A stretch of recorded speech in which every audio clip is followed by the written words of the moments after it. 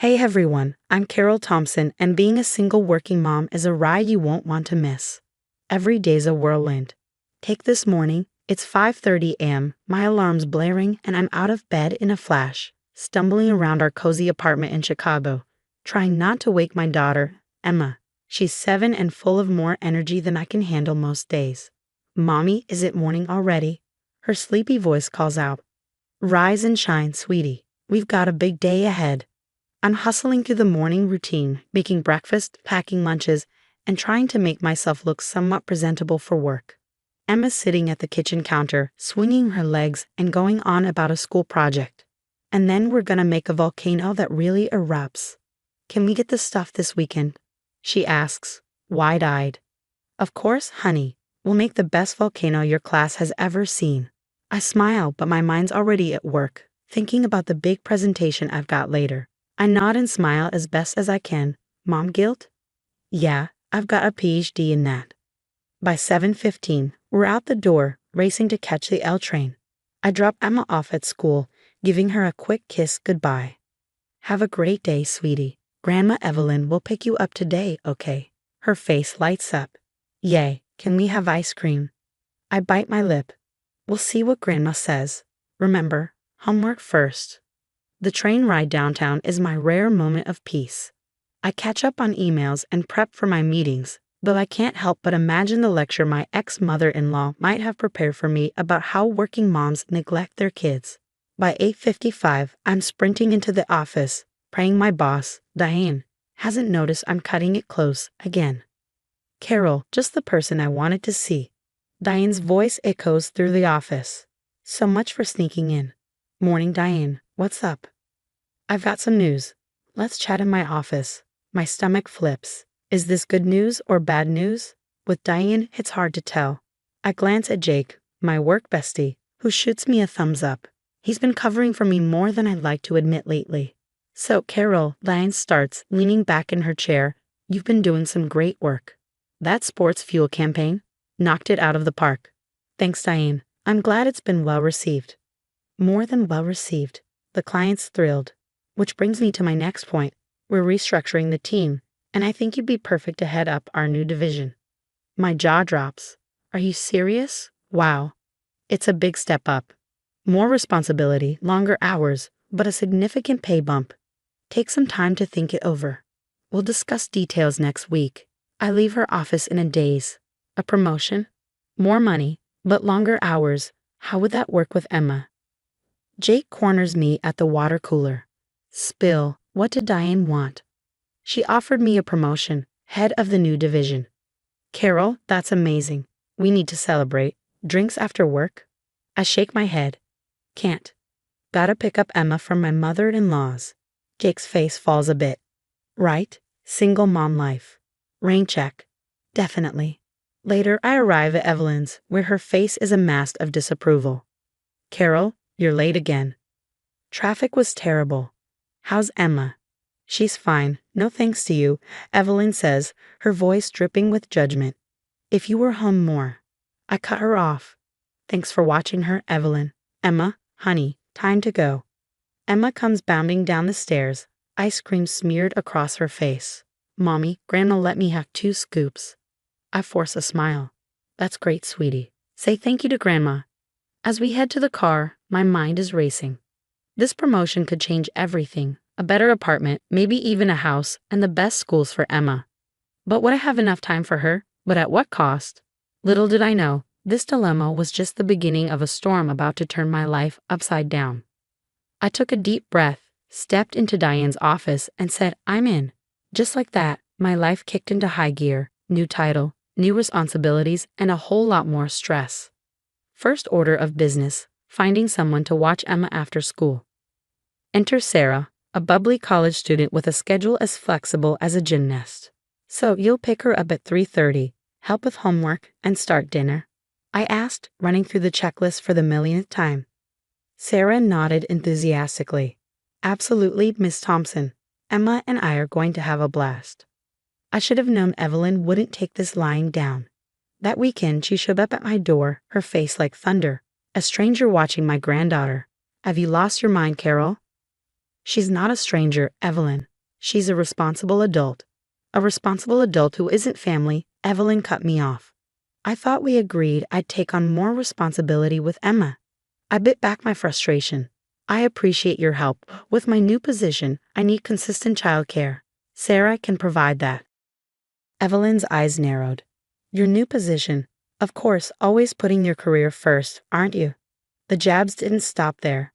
Evelyn started popping up unannounced, always when Sarah was watching Emma. At work, things were just as tense.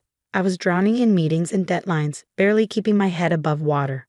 You look like you could use this, Jake said, sliding a coffee across my desk. I grabbed it gratefully. You're a lifesaver. Jake perched on the edge of my desk. Seriously, Carol, are you okay? You've seemed stressed lately. I sighed, trying to play it off. Just adjusting to the new role. It's a lot. Jake nodded sympathetically. I get it. Hey, why don't we grab dinner this week? You look like you could use a break.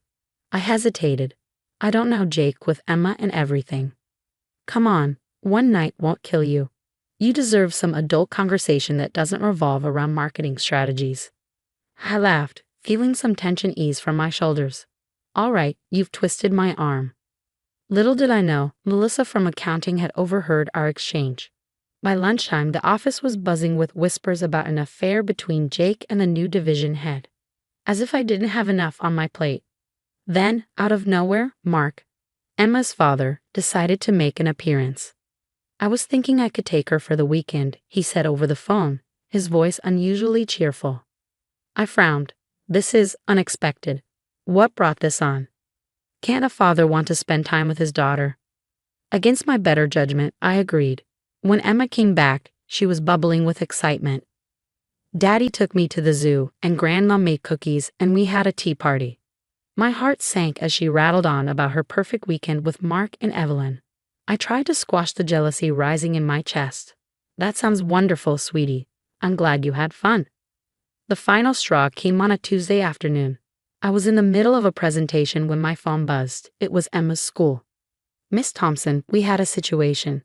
Your mother-in-law tried to pick up Emma without authorization. My blood ran cold. Is Emma okay? She's fine but upset. Mrs. Winters insisted you were stuck at work and couldn't be reached. I closed my eyes, trying to keep my voice steady. I'll be right there. As I rushed out of the office, ignoring the curious stares, I couldn't shake the feeling that this was just the beginning of a much bigger problem.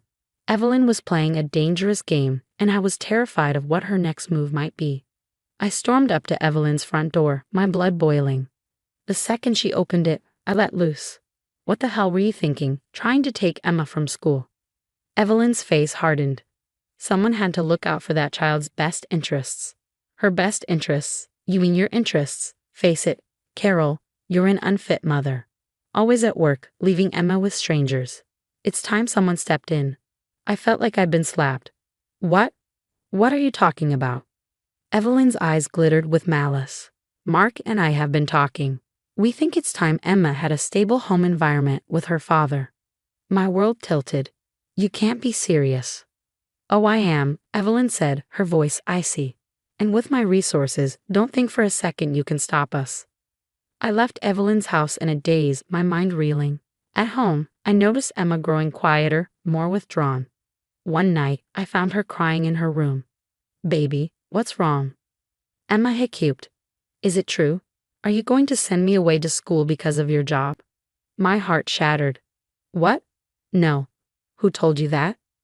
Grandma Evelyn said you might, 'cause you're always so busy. I pulled Emma close, fury and heartbreak warring inside me. Listen to me. I will never send you away. You are the most important thing in my life. Always. Just then, Mark stood up, looking uncomfortable. Carol, we need to talk. About what? I snapped, though I knew what was coming. He pulled out a stack of papers. I'm filing for full custody of Emma. I felt like I'd been punched in the gut. You've got to be joking. You've barely been in her life for years. Evelyn jumped in. That's because you've pushed him away. Always too busy with your precious career to make time for Emma's father. That's rich coming from you, I snarled. You're the one poisoning Emma against me. You can't raise Emma to be a proper lady, Evelyn shot back. You're too busy trying to be a man in that corporate world of yours. I saw red. A proper lady? Is that what this is about? You want to mold Emma into some 1950s housewife fantasy. Mark looked confused. Mom, what is she talking about? Evelyn waved her hand dismissively. Oh, please, she's filling your head with nonsense. We're doing what's best for Emma. I took a deep breath, my hand inching towards my phone in my pocket, making sure the recording app was still running. No, Evelyn, you're doing what's best for you. You've always hated that I work, that I'm independent. This isn't about Emma at all, is it? It's about control. Evelyn's mask slipped for a moment, her eyes flashing with anger. You ungrateful little. I'm trying to save my granddaughter from turning out like you. Mark's eyes widened. Mom, what are you saying? As they left, with Evelyn shooting daggers at me, I sank onto the couch. My hands were shaking. But for the first time in months, I felt a glimmer of hope. The game had changed, and now I had the upper hand. The next day, I met Mark at a little cafe where we used to have our first dates. I slid my phone across the table. You need to hear this. As the recording played, Mark's face shifted through a rainbow of emotions. Shock, anger, disbelief. When it ended, he looked at me with new eyes. Carol, I had no idea. Mom told me you were neglectful, an unfit mother. Yeah, I got that memo. Mark ran a hand through his hair. God, I've been an idiot. I'm so sorry. It's not just me you need to apologize to, I said, thinking of Emma. He nodded, looking ashamed. You're right. I want to make this right. Weekend visits. No more using Emma as a pawn. For the first time in years, I felt like Mark and I were on the same team. Now came the hard part, dealing with Evelyn. I invited her over, my heart pounding as I laid down the law. You can see Emma, but only under supervised visits. No more undermining my parenting, no more manipulation. If you can't respect these boundaries, you won't see her at all. Evelyn's face turned an impressive shade of purple. You can't do this. I'm her grandmother. Watch me, I said, surprised by my own calm. Work became a joy again. My team launched a hugely successful campaign, and I felt on top of the world. At home, as I tucked Emma in that night, I couldn't help but reflect on how far we'd come. Mommy, Emma said sleepily, I'm glad you're my mom. That's the end of my story, everyone. Now I have a question for you. Do you think it's possible to be both a successful career woman and a good mother? Or are we always sacrificing one for the other? Share your thoughts in the comments below. Your experiences and opinions matter and might help someone else who's struggling with this balance. If you enjoyed this story and want to hear more like it, don't forget to hit that like button and subscribe to the channel. Your support means the world to me and helps me continue sharing these real-life experiences. Thanks for listening.